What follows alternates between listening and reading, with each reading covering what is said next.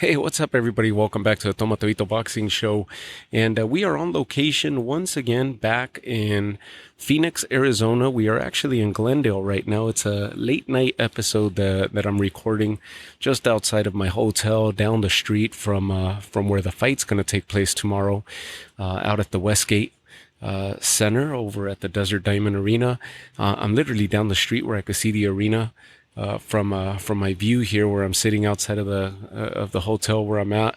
And earlier today was an amazing experience. I got to be part of and take part of the weigh-ins, and a lot to tell you there. One thing for sure is, as soon as you listen to this episode, go check out the YouTube channel. And some of you may have caught wind of it already. By the time you're listening to this, you may have already caught the videos that I uploaded. But check out the YouTube channel for sure if you haven't, or if you get a chance, because I'm going to upload several videos of several of the stars that are taking part in this event tomorrow. And it was very interesting to see everybody out. It was a scene to behold. There was people that made it from as far as media is concerned, from South America, from Colombia, from Costa Rica, from Nicaragua. There was UK press. There was who else did I see? I think I might have seen French press as well. Mexican press, of course, representing there. You had the who's who here in the U.S. They were all there. A little bit split, because there was also people that were split out in LA for the final press conference that was taking place for the Zurdo Ramirez Gulamarian cruiserweight title match that's going to take place Saturday. So Golden Boy, as far as I know, don't quote me on this, I just didn't see anybody that I recognized representing Golden Boy. Remember, YOKA Valle is representing Golden Boy in this card, fighting SENIESA Estrada, who's a former Golden Boy fighter and now with Top Rank. So YOKA Valle, who is in a co-promotional pact with Golden Boy, I didn't see anybody on behalf of Golden Boy there with her. I expected maybe they were going to split sites leading into this. When I was heading there this morning, I was actually thinking maybe Oscar will be out in LA and Bernardo will be here, vice versa. But other than that, I mean, listen, it was a packed house. I mean, from Robert Garcia to Eddie Reynoso, obviously because of Oscar Valdez, the fighters that are taking place in this card, and you just had, I mean, Jackie Nava, the famed and long-reigning Mexican champion. Jackie Nava was there on behalf of the WBC, presenting and holding that WBC title that's going to be on the line tomorrow between SENIESA and YOKA Valle. And a lot of other people. I mean, Fernando Vargas obviously is there because of Emiliano Vargas. A lot of cool interviews that I managed to get. And I gotta admit, Sula Murbina was there and cheering for SENIESA Estrada, and she was the one starting the chants and the cheers for SENIESA Estrada, which started a back and forth during the weigh-in with the Yocasta supporters. I think I saw Marisela Cornejo as well, who's a welterweight contender. And she was walking around there as well. I didn't get a chance. I recognized her a little bit too late, and I didn't get a chance to go up to her. I also saw Albert Bell, who's a 140-pound prospect and fighter, undefeated fighter, if I'm correct. Albert Prince Bell. He was on hand, and obviously he's there just to see who his next opposition may be. It looks like maybe he may be in line to face the winner of the Lindolfo Delgado and Chavez showdown that's taking place on the card. Who else? Oh, Shaki Foster. I caught Shaki Foster a little bit too late as he was getting his vehicle. His vehicle was pulling up to the curb just outside of the hotel where the weigh-ins took place, and I caught him a little bit too late. I mean, he was incognito with a white hoodie and just covered up. By the time I realized it was him, it was too late. His car was already getting him. He was on his way. I wish if I would have caught him just a couple minutes earlier, I would have had a good interview for you guys with him. Other than that, I mean, check it out. Check out the videos. I got Richard Torres. I got to talk to him for a little bit and joke around with him for a little bit. I got young prospect Alan Garcia, undefeated Alan Garcia, Kid Kansas, who's going to be on the undercard of this fight. I got to talk to Fernando Vargas. What an honor and what a pleasure that was. What a great dad and great overall human being that Fernando Vargas is and has become as an adult, right? now that he's on the other end of his professional career and at the helm of leading his boys, his three sons, to where they're at in their careers and keeping them on the straight and narrow. We had a good conversation about fatherhood and where he's at and the message, how much of an advocate he is for parents and especially for fathers to be in their sons' lives and their kids' lives. So that was an interesting conversation that we had there. Lindolfo Delgado, I got him as well. Interesting conversation. He's out of Hermosillo, Sonora. So he just made the way up. Other than that, I mean, it was a packed house. I wish I could have gotten to just about everybody, but I couldn't. Stitch Duran was walking around. I'm sure he's going to be taking part. Big Serge Estrada, he's going to be out there as well, who's a former Army vet, Army combat vet. And he's the cut man for SENIESA Estrada. So he was walking around there as well. Very, very, very interesting, mix of talent that was there. And it was awesome. I mean, I was about 3 rows or so behind Bob Arum, who was in house. Obviously, it's his event, and now, of course, the stakes have raised for the main event because there's going to be the WBO title, the interim version of the WBO title, is going to be on the line for Oscar Valdez and for Liam Wilson. This came about earlier this week, just a couple days ago. The WBO announced that they were going to make an interim. This fight, this main event, they were going to put it up put their interim title on the line due to Emmanuel Vaquero Navarrete challenging Berinchek in May. So later this year, he's going to be challenging Berinchek for the 135-pound title, for the WBO 135-pound title, the lightweight title.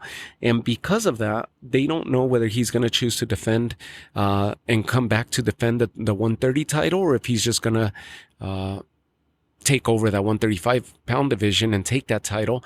So because of that, they're going to make this the interim version title. And should Emmanuel Navarrete decide to come back to 130, then he'll have a mandatory waiting for him as far as the WBO is concerned. But if he decides to relinquish and move on to the 135, if he's victorious, or if Berinchek, of course, I'm talking one-sided here, but if Berinchek becomes a 135-pound champion, then Navarrete remains the 130-pound champion, and he'll have somebody in line waiting to face him. Maybe a rematch with Oscar Valdez or a rematch with Liam Wilson, both former foes and former defeats at the hand of Emmanuel Navarrete. Both Oscar Valdez and Liam Wilson suffered a loss in their own respect and in their own careers to Vaquero Navarrete. And so that's an interesting showdown that's going to be taking place there at the main event. Of course, when we look at Oscar Valdez, he's coming into this with a 31-2 record, 23 knockouts to his favor. The 2 losses have come within the last 3 fights. He's 1-2 in his last 3 fights. Lost to Emmanuel Navarrete in his very last outing, which also took place here at the very same arena where he's going to be presenting himself here tomorrow night. Adam Lopez was his victory. That rematch with Adam Lopez, a 10-round unanimous decision that he ended up getting over Adam Lopez in a fairly one-sided fight, one-sided victory for Oscar Valdez, where he definitely took charge. And then the Shakur Stevenson matchup, where he ended up losing his title to Shakur Stevenson. So 1-2 in his last 3 outings. He needs to get back in his winning ways. For Liam Wilson is going to be stepping into the ring with a 13-2 record, 7 knockouts to his credit. The Australian has 2 wins in a row, so he's on a 2-fight win streak right now since his last defeat, which came at the hands of Vaquero Navarrete. That was in February of 2023. He from there went on to beat Carlos Alanis and then Jackson John England, and that was in December of 23, and he's right back in action. So he's definitely been the more active of the 2 fighters, and he's on riding a 2-fight win streak to enter this fight tomorrow night, whereas Oscar Valdez is coming on the bounce back from that defeat, and it was a bloody match that he had with Emmanuel Navarrete. That's going to be the interesting part to this.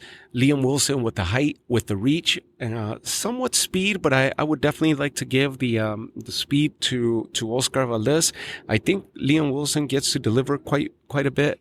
He's got a strong punch, which is what the way that he managed to get in on the inside of Navarrete and drop him. It's going to be reach. It's going to be a game of reach, a game of distance, controlling the distance for Liam Wilson, and the punching power definitely lies with him. Oscar Valdez possesses power as well. Oscar Valdez is more of a closer distance type fighter. He wants to get in on the inside. He wants to mix it up from up close. And he's going to be lunging forward. If he does the same thing that he did with Shakur Stevenson, who dominated the space and who controlled the spacing in their outing, he's going to struggle with Liam Wilson. He's going to need to find himself a way to get in, similar to what he was doing with Navarrete, but try to avoid getting hit so much. And if he's able to do that, control the spacing, invade the inside and fight Liam Wilson from inside the pocket, he's going to eliminate that reach from Liam Wilson and have success. But if he doesn't, Liam Wilson could very well be riding on and adding on to his 2-fight victory and get a victory here tomorrow night as well. Very interesting fight, very interesting showdown where it's completely all about styles, and it's going to be very interesting to see who's the one that imposes the will on the other. The co-main event, of course, the co-main event's going to be between SENIESA Estrada and Yokasta Valle. All titles on the line. Unification for 105 pound. I got to talk to Yokasta Valle as well, so you guys could check out that video. It cut short a little bit, and I had a little malfunction there towards the end, but not to worry. We're going to go ahead and show you the absolute best of the interview that we managed to capture. And Yokasta Valle, an absolute lady, an absolute pleasure to speak with. I also caught a portion of her coach, Coach Gloria, who was also giving an interview, and we got to catch some of the words as she expressed leading into the showdown tomorrow with SENIESA Estrada. Of course, a lot of back and forth between these two young ladies, and there's a little bit of history there where Coach Gloria and SENIESA's dad were there. There was a friendship that was ruptured there when Coach Gloria decided to leave the camp and move on to go train Yokasta Valle, a fighter that Coach Gloria apparently knew that SENIESA was after and wanted to fight. It never happened while she was under the Golden Boy banner.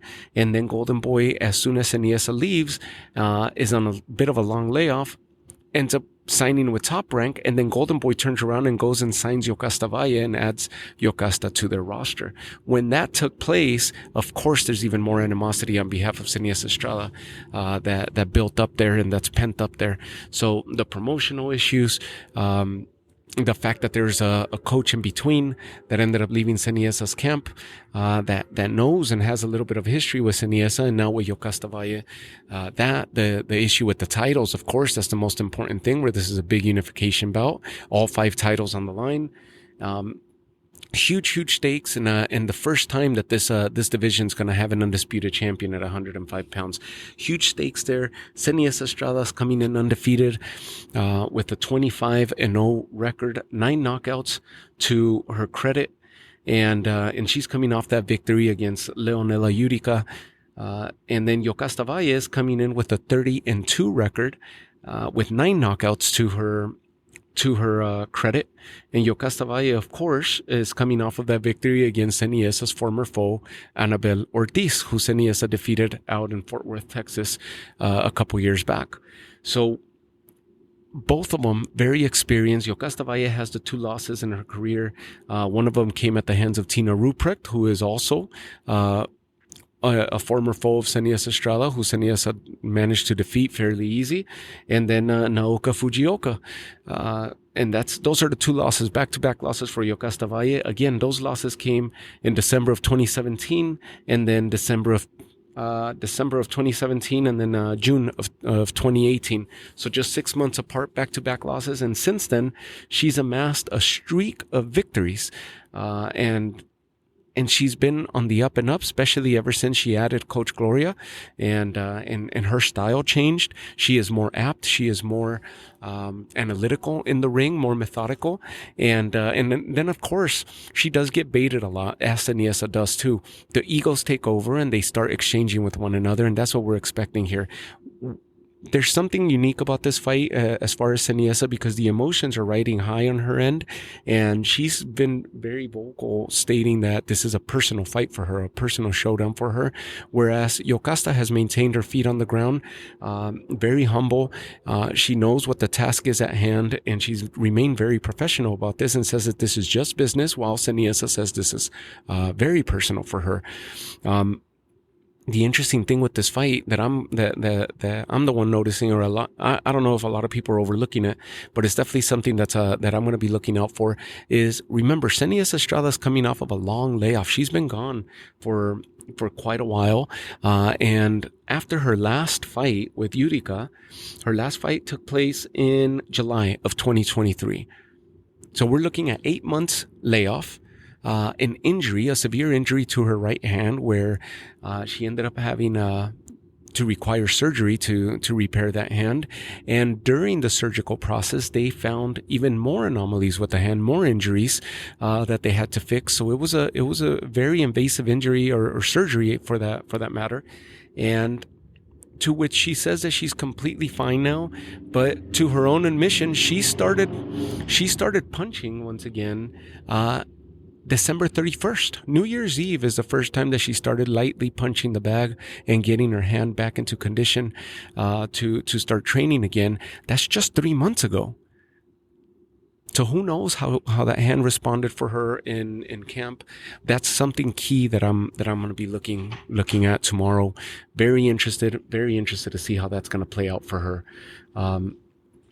Who else do we have? A lot of other talent that's going to be there tomorrow. Lindolfo Delgado, of course, with a former national partner of his out in the Mexican national team, Carlos Sanchez. They were partners at that point, training partners, sparring partners, national team partners, and now they're going to be facing off against one another. They know each other's styles very well. They know exactly what each brings to the table, and this is going to be an amazing fight. Carlos Sanchez comes into this fight with a 25-2 record, a very rugged, very in-your-face type fighter, while Lindolfo Delgado is a little bit more of a strategic, more try to keep the fight at bay, if you will, but possesses a lot of power. Very quick 1 and 2s for Lindolfo Delgado, which is how usually he gets his stoppage wins. He's coming into this with a 19-0 record, undefeated, whereas Carlos Sanchez has a little bit more professional experience than he does with that 25-2 record. So maybe about 7 more fights than what Delgado has. That's going to be a very, very interesting fight at 140 pounds. Of course, when I was talking to Lindolfo Delgado, he was telling me a little bit about his weight cut and how the weight cuts are starting to affect him a little bit. Nonetheless, he says he's here to stay at 140 pounds, and he's here to campaign and challenge with the very best, because he thinks this is the best division right now. That's as far as talent goes, is one of the heavily stacked divisions. Raymond Murataya is a fighter that I try to get a hold of today. He was not having it. He must have struggled on the weight cut, because he wanted to go have a meal, respectfully so. I approached him. I asked him to see if I could have a few words with him, and he said, nope, I'm going to go get something to eat. Sorry. And he moved on. So you could see it in his face, his expression, like the weight cut was a little bit tough for him. He was not having it, not in the greatest of moods, and very understandably so. The first battle was won.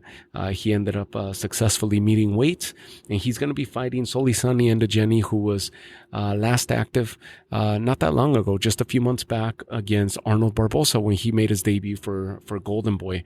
Solisani Endogeni coming into this fight with a 31-4 record. Of course, that last fight with Arnold Barbosa, who's another 140-pound undefeated fighter, and top contender there, ended up getting the best of Endogeni and defeating him. 31-4 record for Endogeni, while Raymond Murataya is coming in undefeated, similar to that of Lindolfo Delgado, 19-0 record as well. So that's also a potential for. I mentioned earlier that Albert Bell was and he was there in person witnessing the weigh-ins. So Albert Prince Bell, who's also an undefeated fighter himself, he's potentially keeping an eye on Lindolfo Delgado or Raymond Murataya for a future showdown. So they're there. Alan Garcia, 11-0. He's had his last few fights at catch weights, but I asked him about it, if this is just like a transition where he's trying to start focusing on 140. And he said, nope, I'm a 135 fighter. For whatever reason, these contractual these fights have been contracted at these catch weights, but he's like, hey, I'm meeting weight, and that's it. We're gonna go forward with it, and we're gonna proceed at 135. Once he gets a few more fights under his belt, as he says on the interview, he says it's gonna start narrowing down to where he starts getting close to contention and eventually a title challenge. But yeah, 135 is a division that he's after. Alan Garcia, 11-0 record. Whenever he hits, whenever he punches, it sounds like gunfire. And Tim Bradley actually pointed that out on one of his fights. I think it was against Thomas Ornelas in his last outing. It very quick, and not just combinations, but very quick at the release as far as the punches go. So he's a fun fighter to keep an eye out on. Richard Torres is going to be active as well. Richard Torres is going to be fighting tomorrow against Donald Hainsworth. Both fighters made weight, 8-0 fighter.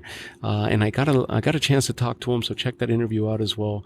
That's going to be an interesting one. Donald Hainsworth with 18-8-1 record, heavyweight fighter. Richard Torres is on the up and up right now, third fight in Arizona, and he continues to look good.